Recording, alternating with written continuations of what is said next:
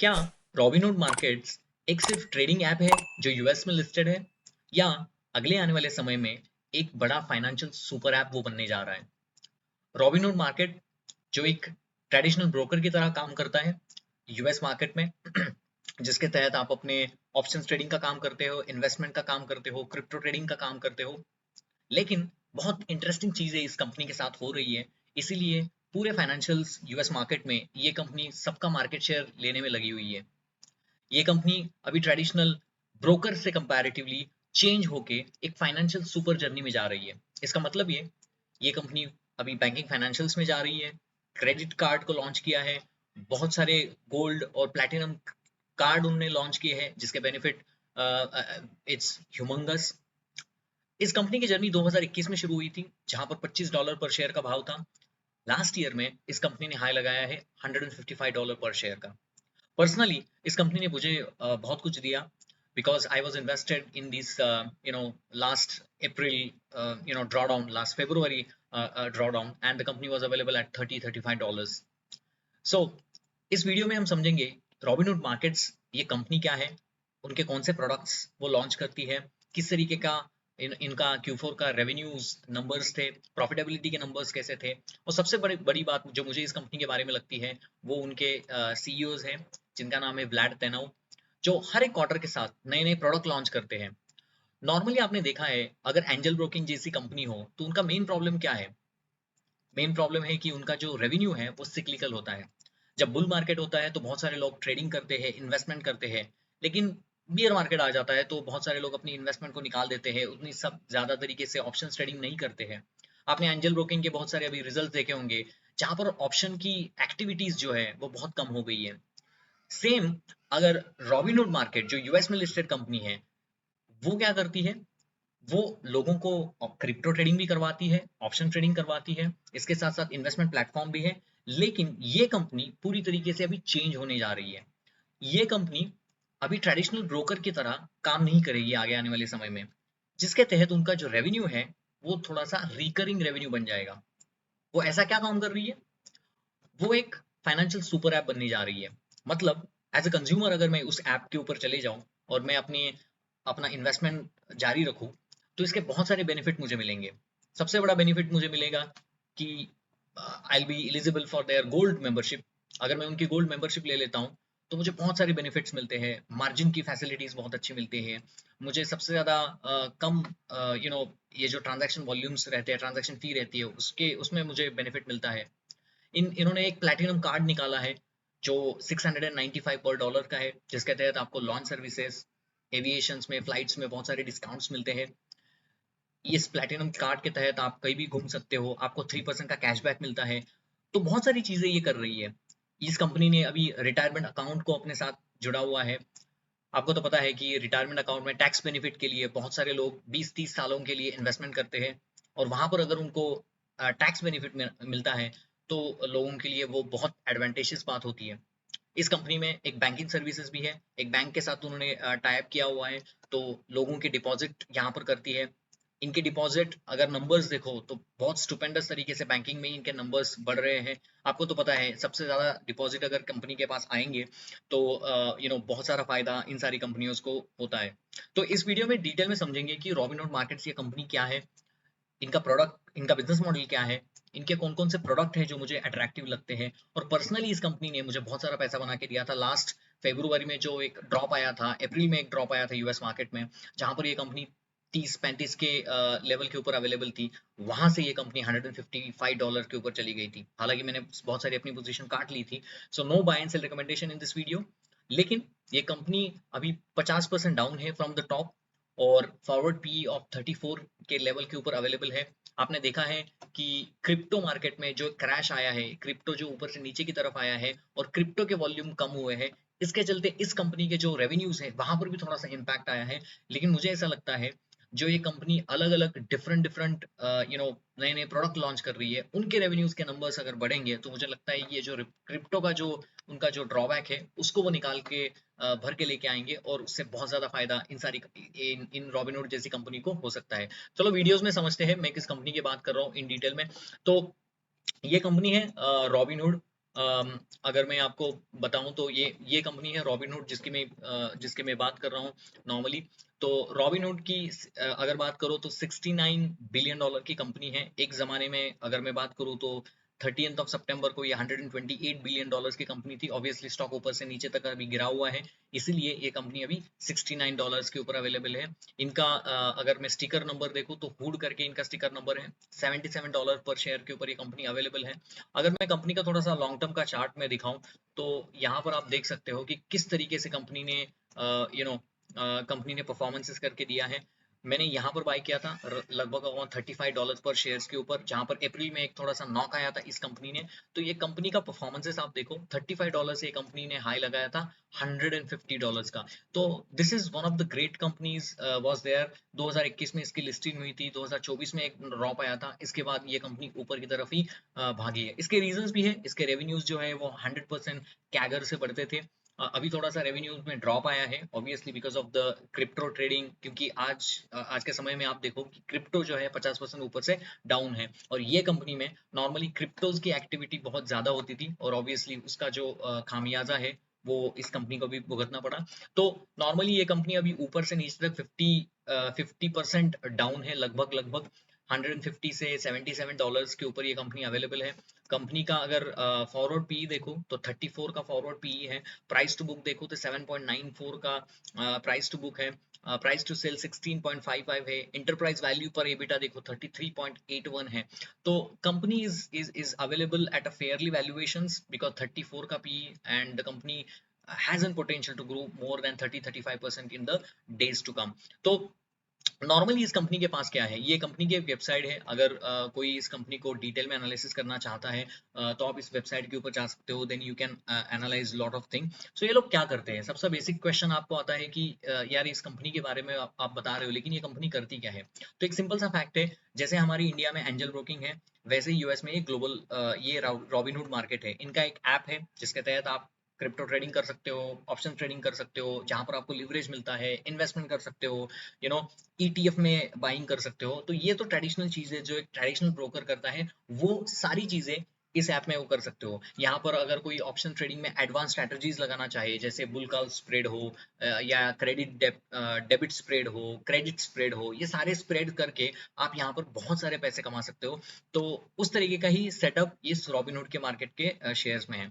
अभी मुझे बताओ कि यूएस में इसका बाप कौन है, मतलब कौन सी ऐसी कंपनियां हैं, तो फिडिलिटी है, स्क्वाब है। तो ये सारी कंपनियां जो नंबर वन प्लेयर्स है, इंटरएक्टिव ब्रोकर्स है, ईटोरो है, ये सारी कंपनियां इनके कॉम्पिटिटर्स है। लेकिन इन कॉम्पिटिटर्स के अलावा ये जो कंपनी कर रही है वो फिनोमिनल है। अगर मैं देखूं इस वेबसाइट के ऊपर तो इन्वेस्ट है, रिटायरमेंट है, options, futures, trading, custodial, venture capital. अभी उन्होंने एक नया एक कंपनी लॉन्च की है कि इनका आईआरवी करके, रॉबिनहुड वेंचर कैपिटल करके। तो प्राइवेट मार्केट में जितने भी कंपनियां होती है वहां पर हमारे जैसे लोगों को इन्वेस्टमेंट करने के लिए दिक्कत आती है, तो उन्होंने एक फंड बनाया है, रॉबिनहुड वेंचर फंड, जिसके तहत मुझे लगता है 7-8 कंपनियां है, उस कंपनियों में ये इन्वेस्ट करते हैं। तो आप उनके शेयर्स को अगर बाय करोगे तो ऑटोमेटिकली उनका जो फंड है उसमें आपकी इन्वेस्टमेंट चली जाएगी, जहां पर एक रिटेल इन्वेस्टर को मौका मिलेगा कि प्राइवेट मार्केट के प्लेयर्स में भी सिक्योर तरीके से इन्वेस्ट होने के लिए। तो इन सारी प्रोडक्ट्स को वो लॉन्च करती रहती है। उन्होंने अभी रॉबिनहुड सोशल निकाला था, रॉबिनहुड बैंकिंग से, रॉबिनहुड गोल्ड कार्ड है, रॉबिनहुड प्लैटिनम कार्ड है। तो मतलब मैं ऐसा क्यों बोल रहा हूँ अपने वीडियोस की शुरुआत से ही कि ये कंपनी अभी फाइनेंशियल सुपर ऐप बनने जा रही है, वो इसलिए है। अगर आप इस कंपनी के अंदर आ गए, मतलब आपने कुछ इन्वेस्टमेंट रॉबिनहुड के अकाउंट पे कर दिए है, इनका सबसे ज्यादा प्रेस है कि आप इसके ऐप को दूसरे की तरफ मतलब इसको स्विच करके दूसरे की तरफ ना जाओ। तो इसके लिए वो लोग बहुत सारी आपको बहुत सारी सर्विसेज प्रोवाइड करती है। तो मेनली क्या है, इनका बैंकिंग भी है। चलो बैंकिंग को देख लेते हैं। मतलब that's one of the good things that they are doing it. तो आप देखो कि आप यहाँ पर डिपॉजिट भी कर सकते हो। अगर मैं दिसंबर, जनवरी और फरवरी के नंबर्स को देखूँ तो दिसंबर में $100 मिलियन का यहाँ पर डिपॉजिट हुआ था। फरवरी में कुछ 200 मिलियन का हुआ। फरवरी में 400 मिलियन का हुआ, और ये जो मार्च का शुरुआत है वहां पर 800 मिलियन का डिपॉजिट हुआ है, विच शोज दैट कि किस तरीके से लोग इसको लाइक कर रहे हैं, और यहाँ पर बहुत सारी डिपॉजिट हो रही है। जितने ज्यादा डिपॉजिट वहां पर रहेंगे उतना ज्यादा इनको फायदा मिलता है, क्योंकि वो लोग इंटरेस्ट कमाते हैं उन डिपॉजिट के साथ। तो ये है बैंकिंग सर्विसेज। इनका गोल्ड कार्ड करके एक कार्ड भी आता है। 3% कैशबैक अक्रॉस द बोर्ड लोगों को मिलता है।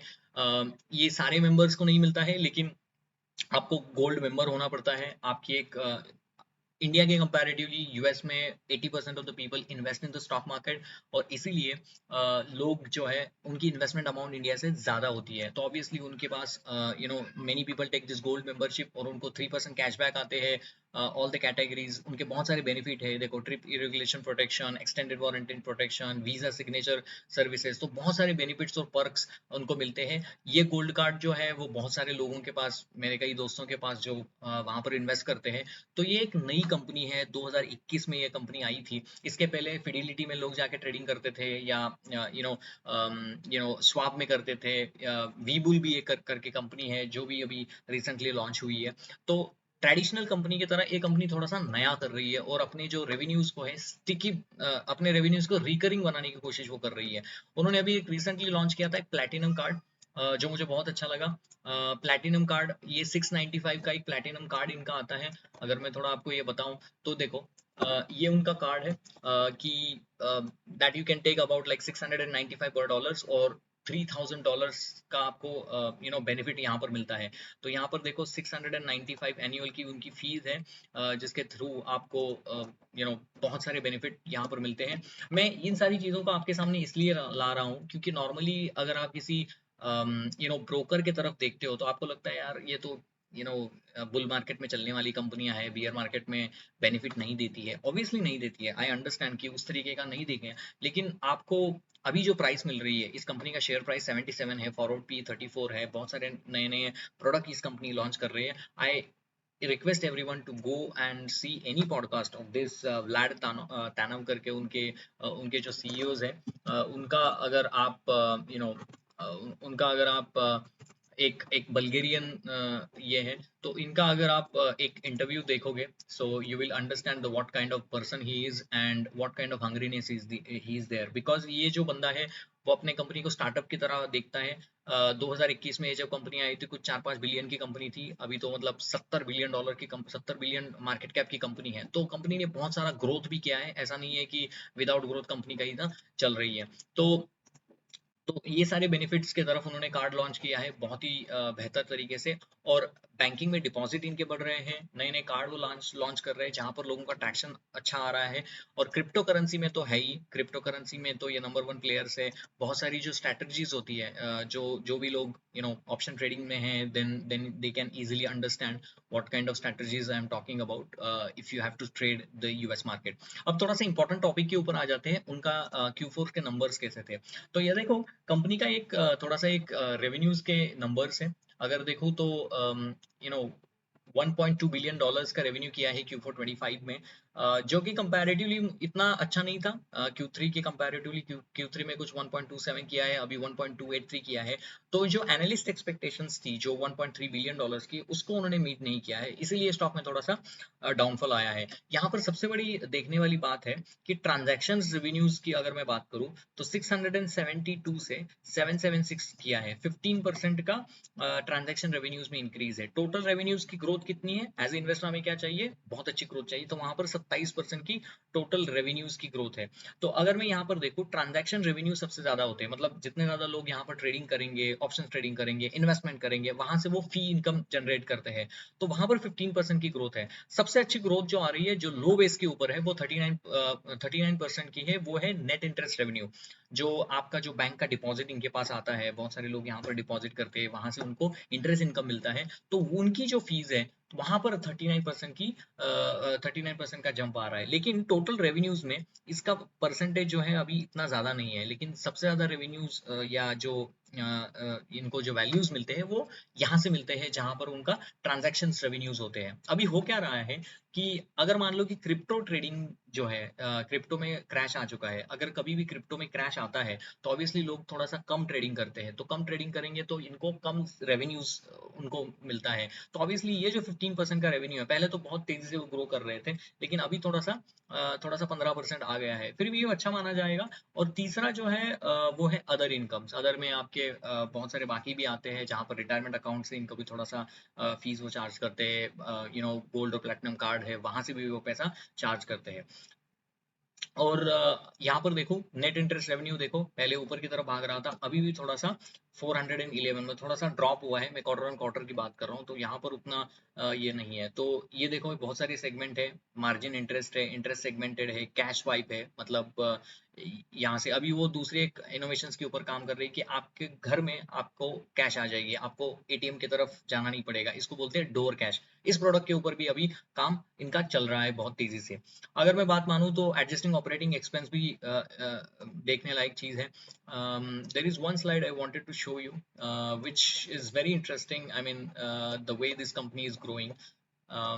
या न्यू ट्रेडिंग, तो आप ये देखो न्यू ट्रेडिंग का भी तो वॉल्यूम देखो। New trading products continue to scale as the index options futures and even contract reach the new quarterly records. आपने देखा होगा पिछले कुछ समय में कमोडिटी में बहुत ज्यादा बूम आ गया है, because the commodity was driving, gold was high, silver was high, तो वहां पर बहुत ज्यादा ट्रेडिंग एक्टिविटी हो रही थी। इंडिया में भी देखो एंजल और बाकी स्टॉक के कंपैरेटिवली एमसीएक्स का स्टॉक बहुत चला था, तो वो भी एक आपको देखना पड़ता है कि कहाँ पर ट्रेडिंग वॉल्यूम जा रहा है।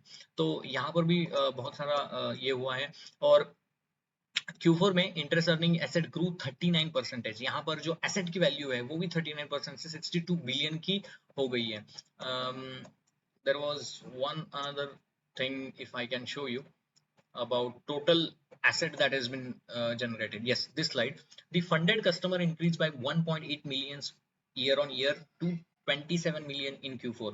तो Q4 में 27 मिलियन फंडेड कस्टमर्स है, 27 million, so which is not a small value. और पहले वो जो अगर मैं लास्ट क्वार्टर में देखूं तो 24.3 थे, तो ये 24.3 से 27 बढ़ा है, so that is an incremental growth. तो ये ग्रोथ अच्छी दिखाती है, ये स्टिकीनेस दिखाती है कि ऐप कितना अच्छा है और लोग कितना उसको चाहते हैं। टोटल प्लेटफॉर्म एसेट, ये इंपॉर्टेंट है। एसेट मतलब आपका जो टोटल एसेट वैल्यू है आपके ऐप के ऊपर, तो वो 324 मिलियन डॉलर्स की है। तो अगर मैं इसको भी इसकी भी थोड़ा सा मैं बात करूं, तो यहाँ पर अगर आप, सॉरी ये बिलियन डॉलर्स की है, 324 बिलियन डॉलर्स का इनका एसेट है उनके ऐप के ऊपर। लेकिन ये देखो यहाँ से नीचे तक ये ऊपर तक ग्रो ही हो रहा था, लेकिन यहाँ पर थोड़ा सा डिक्लाइन आ गया है। ये डिक्लाइन इसी की वजह से है क्योंकि अगर बियर मार्केट आ जाता है तो थोड़ा सा इश्यूज आते हैं। ये देखो ये 51 बिलियन से 40 बिलियन हुआ है, मतलब कम हुआ है क्रिप्टो करेंसीज का ये। और ऑप्शंस में भी देखो क्रिप्टो करेंसीज और ये ऑप्शन फ्यूचर्स में 4 से बिलियन से 3 बिलियन हुआ है, तो यहाँ पर थोड़ा सा ड्रॉ डाउन है। लेकिन इक्विटीज में 203 से 212 हुआ है, तो मतलब इक्विटी में फ्लो बढ़ रहा है, लेकिन ऑप्शंस और ये क्रिप्टो ट्रेडिंग में थोड़ा सा इनको वॉल्यूम्स कम मिल रहे हैं, या मतलब इनको एसेट कम मिल रहे हैं, टोटल प्लेटफॉर्म एसेट वहां से कम मिल रहे हैं। और बाकी जो है नेट कैश वो तो थोड़ा सा इनलाइन ही है 40 टू 42, लेकिन क्रिप्टो की वजह से थोड़ा सा इनको नुकसान ज्यादा हो रहा है। बाकी इनके रॉबिनहुड रिटायरमेंट अकाउंट है वो अच्छी तरीके से ग्रो हो रहे हैं। अगर आपको यूएस में 20-30 सालों से 20-30 सालों तक अगर इन्वेस्ट करना है, तो आपको रिटायरमेंट अकाउंट में टैक्स बेनिफिट चाहिए, वो एक अच्छी तरीके से देते हैं। मतलब आपने अगर 100 रुपए दे दिए तो इनके साथ से ये 2-3 रुपए उनके साथ से वो ऐड करते हैं, तो ये लोगों को बेनिफिट मिलता है कि मतलब some amount Robinhood will pay and you need to put that amount for like the 20-30 years। तो ये भी एक अच्छी बात है, रिटायरमेंट अकाउंट में इनकी ग्रोथ अच्छी है, या वहां पर कोई प्रॉब्लम मुझे नजर नहीं आता। जो प्रॉब्लम मुझे नजर आई थी वो है वॉल्यूम्स में।